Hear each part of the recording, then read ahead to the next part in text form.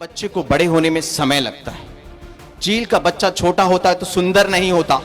चील के बच्चे के हाथ पांव में उतनी जान नहीं होती। वो चील का बच्चा अपने आप को उन मुर्गियों के बच्चों के बराबर समझने लग गया, जो आजकल मेरे युवा समझते हैं अपने आप को उन मुर्गियों के बच्चों के बराबर, जो उन मुर्गियों के बच्चों के साथ साथ जो उसकी तौहीन करते थे कि देख तुझसे तो चला भी नहीं जाता, तेरे तो पंख भी नहीं है, तू तो पीछे पीछे घिसट के आ रहा है। ये दुर्दशा मेरे उन युवाओं की है जो अभी मैं देखता हूं। उन्होंने कहा 3.5 साल से और 7 साल में जिनको आप प्रतिद्वंद्वी कह रहे हैं ना, वो अभी 8 है ना, 8, अगली बार 5 या 4 और उसके बाद सीधे 0। मेरा नाम कर्नल केसरी, आवाज आ रही होगा पीछे? मेरा नाम कर्नल केसरी सिंह राठौड़ है। मेड़तिया हूं, गांव शिवरासी। 21 साल की नौकरी करने के बाद में अभी सेवानिवृत्त हुआ हूं। देश की सेवा, देश का सिपाही तो मैं था। अब मैंने सोचा है कि अब मैं सिर्फ और सिर्फ, चाहे इस बात को नोट करें, अब मैं सिर्फ और सिर्फ अपने समाज का सिपाही बन के रहूंगा। मैं आज आपसे 2 तरह की बात करूंगा। एक बात जो मेरे युवा भाइयों की पीड़ा मैंने देखी है, जो बेबसी देखी है, जो इन्होंने प्रकट की है, और एक बात जो अगले 10 साल में जिसके बारे में आप नहीं जानते हैं, जो हमें लोकतंत्र पार्ट 2 लाने वाली है, आने वाली है। आप इस बात को ध्यान से सुनना और सोचना कि क्या यह जरूरी नहीं है कि हम एक साथ एक जगह हो जाएं। छोटी सी एक कहानी सुनाऊंगा क्योंकि मुझे समय 5 मिनट का दिया गया है। एक बाड़ा था गांव में। बाड़ा समझते हैं सब? मैंने थोड़ी, हमारी मारवाड़ी थोड़ी वीक है तो मैं हिंदी में कंफर्टेबल हूं। एक बाड़ा था गांव में। उस बाड़े में किसी ने मुर्गियां पाल रखी थी। मुर्गी ने बच्चे, अंडे दिए, उसके बच्चे हुए छोटे छोटे चूजे, 15, 20, 25, और उसी में एक खेजड़ी पे एक घोंसला था जिसमें से एक चील का बच्चा गिर गया। वो गिरा मुर्गियों के बच्चों के बीच में। मुर्गी का बच्चा अंडे से निकलते ही उछल के खड़ा हो जाता है, सुंदर लगता है और ची ची ची करता हुआ पीछे पीछे भागता है। देखा है सबने? चील के बच्चे को बड़े होने में समय लगता है। चील का बच्चा छोटा होता है तो सुंदर नहीं होता। चील के बच्चे के हाथ पांव में उतनी जान नहीं होती। वो चील का बच्चा अपने आप को उन मुर्गियों के बच्चों के बराबर समझने लग गया, जो आजकल मेरे युवा समझते हैं अपने आप को उन मुर्गियों के बच्चों के बराबर।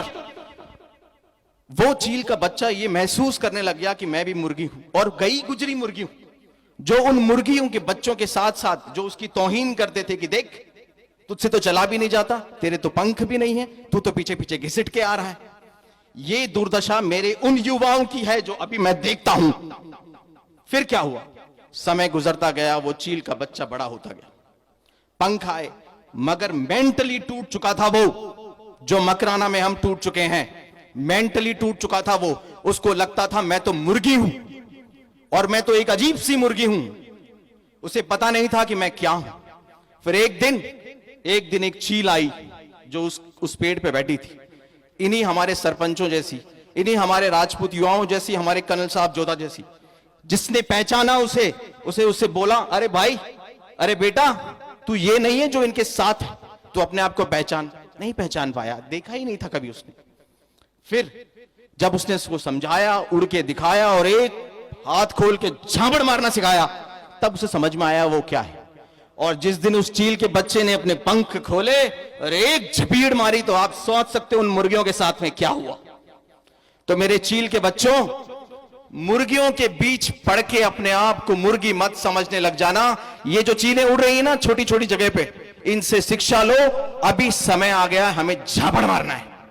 अब क्या झापड़ मारना है, मैं आपसे वो टेक्निकल बात करूंगा। आज के करीब 70 साल पहले हमें लोकतंत्र का आगाज हुआ और हमारी 2.5 से 3 पीढ़ियां खप गई हैं क्योंकि राज चले गए। और उस समय रिमोट कंट्रोल राजा महाराजाओं के पास था। हम समझते ही नहीं थे कि लोकतंत्र क्या होगा और लोकतंत्र में क्या होगा। आज 70-75 साल के बाद हमने ये पहचाना है कि हमारी ऐसी तैसी हो गई। क्यों हो गई ऐसी तैसी?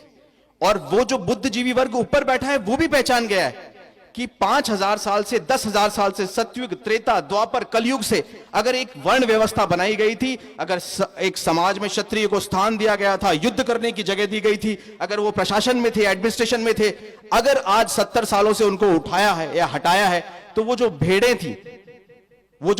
थी जिनके आपने गिन लिए और उनको वहां बिठा दिया। भेड़ों की भीड़ ने जब लोकतंत्र पे कब्जा किया तो आज आप देख रहे हैं क्या हो रहा है। ये जो बच्चे कह रहे हैं ये हो रहा है। अब मैं आखिरी में 2 मिनट में आपको कुछ सांकेतिक रूप से टेक्निकल बात बताना चाहता हूं। मैं 21 साल की नौकरी करके आया हूं और मैंने देश के करीब हर राज्य में नौकरी की है और मैं राजनीति और नॉन राजनीतिक बुद्धिजीवियों से, जो आईएएस भी हैं क्षत्रिय समाज के, आईआरएस भी हैं, आईपीएस भी हैं, उनके साथ बैठा हूं। ध्यान देने की बात यह है, मोदी और योगी जो बीजेपी में हैं, उन्होंने इस बात को समझा है कि 545-42 सीटें हैं लोकतंत्र में, लोकसभा में, उसको 750 करने की जरूरत है। यानी कि वो लोकतंत्र का दूसरा पड़ाव, 1.5 गुना लोकतंत्र बढ़ने वाला है। यानी कि हर चीज का परिसीमन होगा। यानी कि हर पंचायत समिति से लेकर, हर जिले से लेकर, हर राज्य से लेकर देश में 1.5 गुना हर चीज बढ़ेगी 5 साल में, 10 साल में, 15 साल में। यानी अगर 50% लोकतंत्र तब आया था तो 25% लोकतंत्र अब आएगा। उस टाइम हमारा रिमोट कंट्रोल उन राजा महाराजाओं के पास था, अब हमारा रिमोट कंट्रोल हमारे पास होना चाहिए। अब आपको यह समझने की जरूरत है, अगले 5 से 7 साल तक अगर साथ नहीं दिखोगे तो फिर बांटे जाओगे, उस तरीके से बांटे जाओगे, लोकतंत्र उस तरीके से परिसीमन करेगा, उठ नहीं पाओगे। आपसे निवेदन करता हूं, जो आज सरपंच हैं, किसी पद अधिकारी भी हैं, किसी लेवल पर बैठे हुए हैं, कि मेरे इन युवाओं के उस भविष्य के लिए, इस परिसीमन के लिए एक साथ अगले 2.5 से 3 साल दिखना जरूरी है। 70 साल का 5% 3.5% होता है, 70 साल का 10% 7% होता है। कल मेरी मैं नाम नहीं लूंगा, एक काफी पॉलिटिकल स्टेट लेवल के हैं, उनसे मेरी बात हुई। उन्होंने कहा, कर्नल साहब विश्वास रखो, अगर साथ भी दिख जाओगे ना राजपूत, क्योंकि राजपूत एक ऐसी शक्ति है जिसको संयोजित करना आसान है, उसका आप नेतृत्व करना बहुत मुश्किल है। उसको अगर आप ये कोशिश करो कि हम इसको डायरेक्शन दे देंगे, गाइडेंस दे देंगे, नहीं लेगा। उन्होंने कहा 3.5 साल से और 7 साल में जिनको आप प्रतिद्वंद्वी कह रहे हैं ना, वो अभी 8 है ना, 8, अगली बार 5 या 4 और उसके बाद सीधे 0,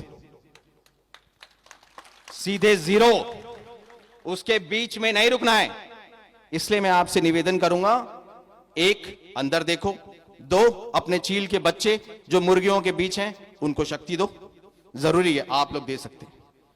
3 अपने बच्चों को बताओ, वो लोकतंत्र आके चला गया, अगले 5 साल में आपको पता भी नहीं लगेगा, कागजों में आएगा, नीतियों में आएगा, और 542 की 750 सीटें हो जाएंगी, 15 जिलों से 30 जिले हो गए। आप सिर्फ ये मीटिंगें करते रह जाएंगे।